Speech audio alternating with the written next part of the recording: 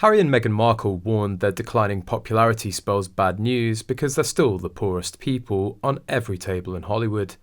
This admission has been issued by commentator and author Daniela Elser in a piece for the New Zealand Herald. The author started by addressing the truth behind the NetJet lifestyle and how Meghan Markle and Harry are going to have to work out a way to rake in much more cash for such a lavish lifestyle. Take their reported $100 million Netflix deal, Miss Elser added.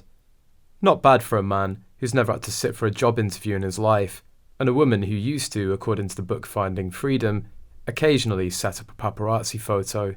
But that figure could also include the cost of their production staff and production costs. Plus, it's highly unlikely they got the full whack of cash up front, and it's likely to be meted out after the project. We're not talking about pop out and buy a Gulfstream cash.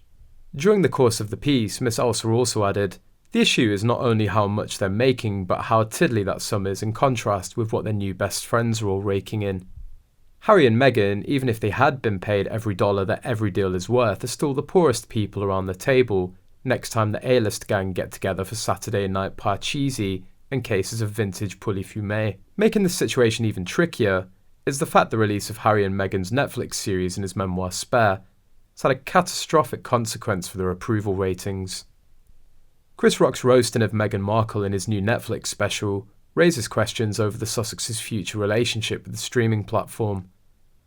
One Raw commentator has suggested, in his new Netflix special, Selective Outrage, Chris Rock ridiculed comments the Duchess of Sussex made during her interview with Oprah Winfrey, in which she accused an unnamed member of the royal family of racism and said that she felt isolated within the royal household. In January 2023, Netflix announced Heart of Invictus will premiere during summer 2023. Netflix wrote, this new series from Archwell Productions follows a group of extraordinary competitors from around the globe. All service members who've suffered life-changing injuries or illnesses on their road to competing at the Invictus Games. Royal fans are asking what the status is for Heart of Invictus, but there's no information for the series on Netflix's website. People believe that Invictus Games dropped Harry over his drug use. Netflix is pissed that they got that boring documentary that had no plot and Random House got a frozen Todger in the fight.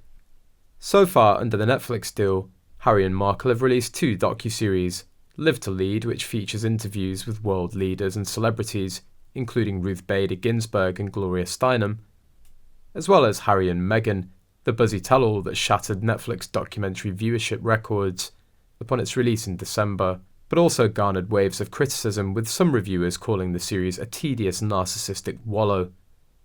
An animated kids show named Pearl was announced but then scrapped in May before the release. Will Netflix and Spotify actually want any new content from them now, considering that they're being mocked openly without consequence? How much will this affect the amount of money they end up with from these sources? Given how poorly they've fulfilled their contractual obligations so far, we doubt Netflix want any more from them. Hate watchers are going to get bored and stop watching. Netflix would be throwing good money after bad if they continue working with these talentless grifters.